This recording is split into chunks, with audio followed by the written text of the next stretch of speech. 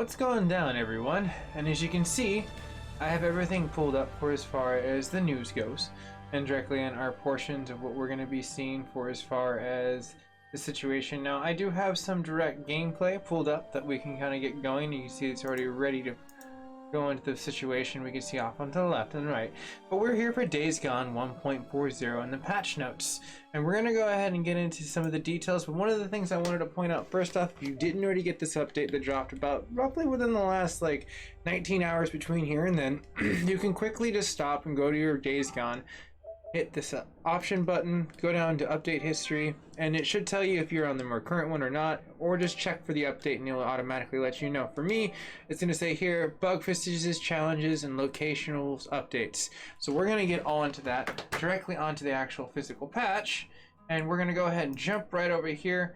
Now this is just going to show some of the gameplay while I get this directly patched over.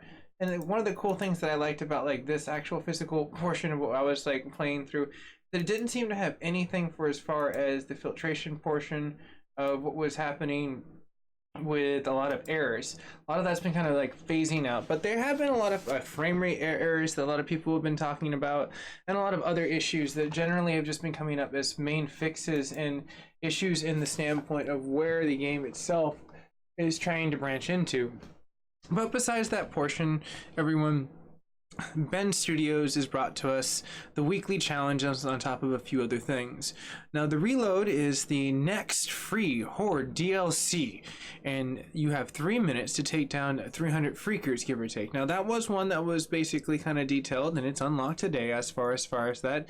And enjoy the 1.50 BFG, that big gun. Now the .5, that BFG, can penetrate through multiple freakers, shooting through the hordes, and survey, or survive the land, should I say, because you can survey it before you survive it. That would be a little bit more cleaner, and your surroundings and your nearby objectives.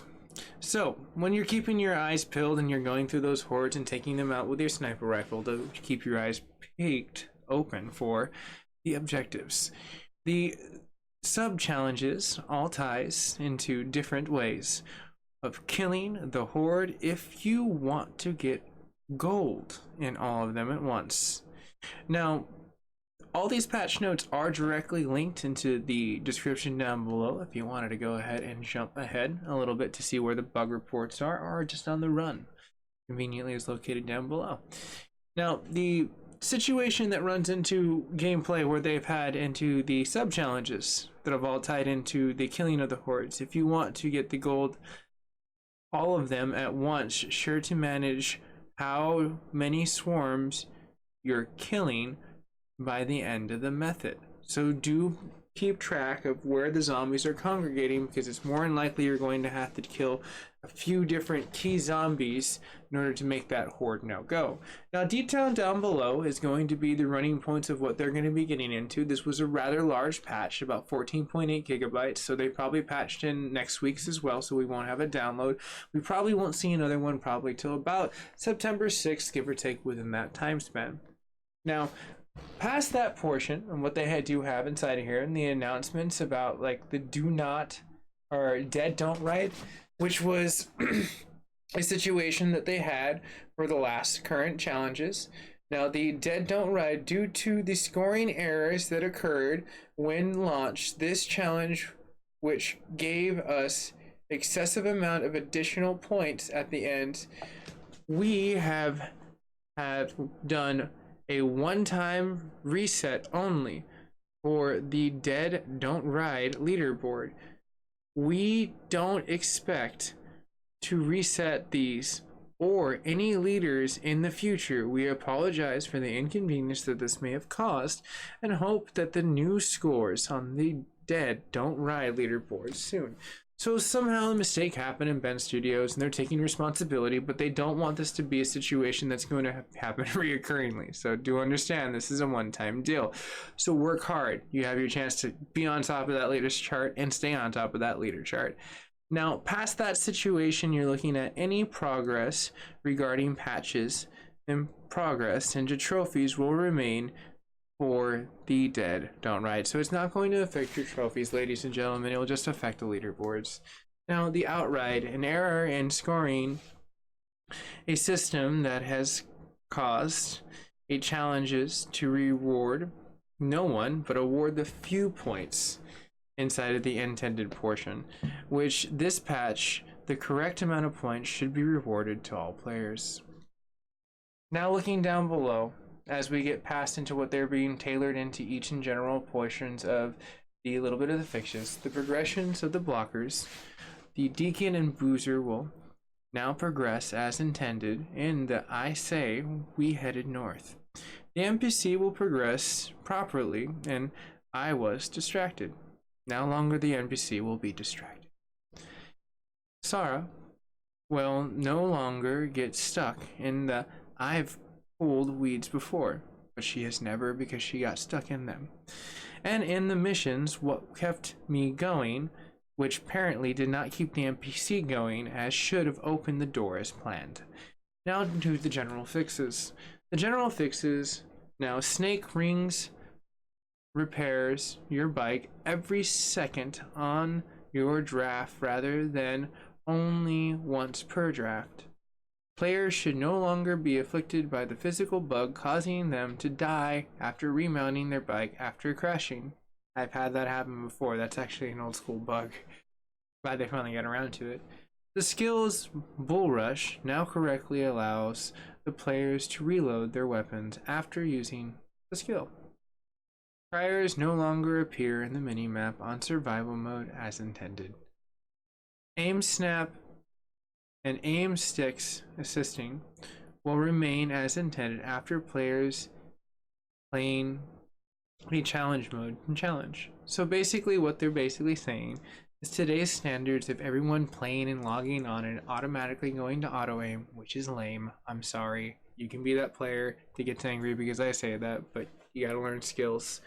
Give me that 1 point of the up, up, down, down, left, right, A, B, but you know, just a little old school thrown around right there. But my whole point is that the games were never intended to have auto aim. That's like riding around on a bicycle with the safety on, or bowling with the bumpers. It's the same equivalent, and that's not fair for good players that are trying to showcase their skills in the situation.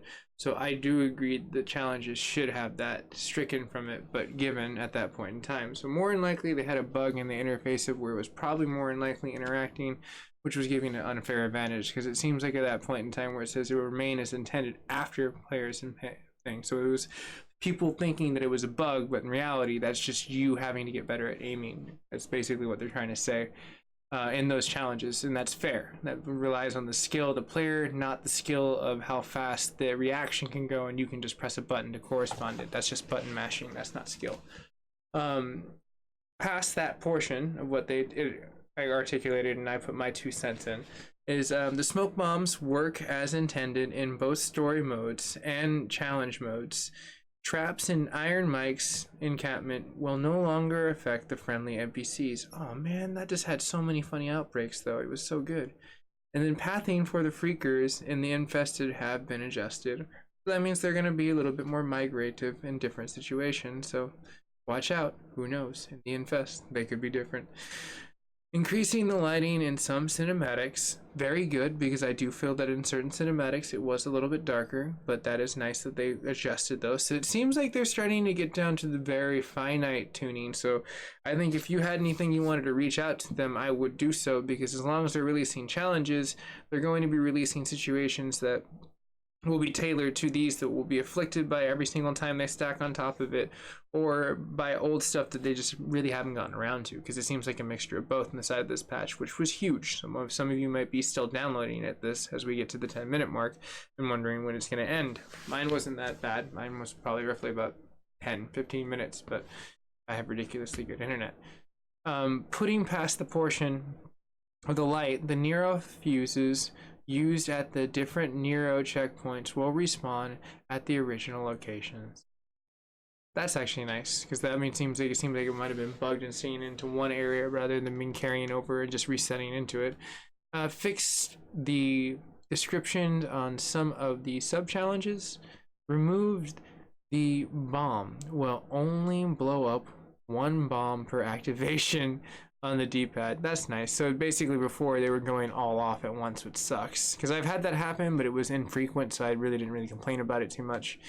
And then an issue which caused players to shoot to the right of the reticle has been solved. Okay, cool. Every so often that would happen too. I noticed that. And again, these are just noteworthy things. I'd probably just say like a funny little antical point while I'm streaming it, but I wouldn't really just ever write them. In fact, I've never wrote Ben Studios at all. I've just always been done their patchwork and just kind of looked at like what they've been changing and noticing what I noticed and syncing up to what they've been changing. I'm like, okay, cool. I've been pretty much on par with what they've been on the curb with. Now, various crashes and fixes, and that's probably sorted with different variable points at the PlayStations, and then going down to general audio adjustments and general localization fixes. Now, I wish they would go a little bit more into detail for the general localization fixes, but they really don't go more anything past the situation and the accessible options and the motion sensor function and the aiming. And this feature allows the players to make the fine adjustment to aim by rotating the PlayStation 4 DualShock controller. It is set to 0 by default and off, but when the value is set to 1 to 10, the sensitivity of the motions and the aiming can be adjusted. So it seems like they actually have a sensitivity with being able to like move it around now and actually kind of get more of like an FPS feel to it. And then adjust auto completed, the QTE easy mode only. Turning the features in the accessibility option in the menu automatically complete the in-game grappling. So basically it does everything for you. So if like you had a kid and you really wanted them to play this game, or they were kind of wanting to play this game, this is going to be kind of a tailored portion for parents that are actually being able to kind of watch their kid play the game and actually probably enjoy it for the first time, as they're not having to play it, just kind of like, oh, okay, cool, I can actually take in the story a little bit more, which is kind of cool, and share a moment with their child. But the control dead zone, the localization, and the gameplay in the option menu, we have added a new ability to adjust the dead zone from the controller. There are 4 adjustments: small, medium, default, and large, that allow players to finite the stick movement in their liking, even fixing some of the extreme issues that have been seen for some seasoned controllers. So this means if you have like nothing that's not a PlayStation controller and an actual official like, and you know, a Major League Gamer controller or something along that line, so you can kind of fine tune it depending on how their latency is interacting with the latency that you're trying to preferably get into what your reactable points are. Everyone's different in that. So that is cool that they allowed us to actually physically have that. Now, ladies and gentlemen, that pretty much directly is going to be our patch notes for everything that I've linked in directly below. You can see that I have some really cool situations that are just there so you can read it while if anything situation. And you can see Deacon, he's just cleaning and mopping up the finite portion of what was left inside the zombies. He did a great job in that thing. That was like the last episode I read where it was just the last zombie horde. It was really cool. They is it ever dying zombie horde? It was crazy. They literally came back like 3 times. I don't even know how it happened, but like the horde just kept growing, and it was like that I streamed it. But yeah, all said aside, thank you so much for spending your time with the channel. And if you're new, I appreciate it, and you can always think about subscribing to the network, and who knows, maybe if you subscribe to the network, I'll journey to the Upside Down and save Harper and bring him back to this world. You'll just have to subscribe and find out for that. But all subscription humor aside, I do appreciate everyone's time, even in the liked portions of the new community members as well as the old school community members that make the view count on the actual CTR situation of coming down to this portion that much more valuable.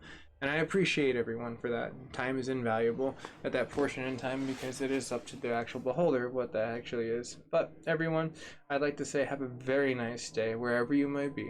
And like, share, and subscribe at this portion in time. And hell, if you've been down to the thing and you didn't like it and you've come down to this, you can dislike it too. It's really your choice at this portion in time. Just like I made the choice to go towards that zombie horde when I should probably not have done that, but shit happens.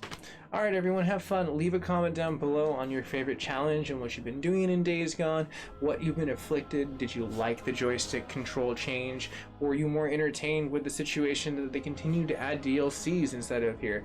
Are the DLCs afflicting you during every single time? Because that happens in Spider-Man when they added the city that never sleeps.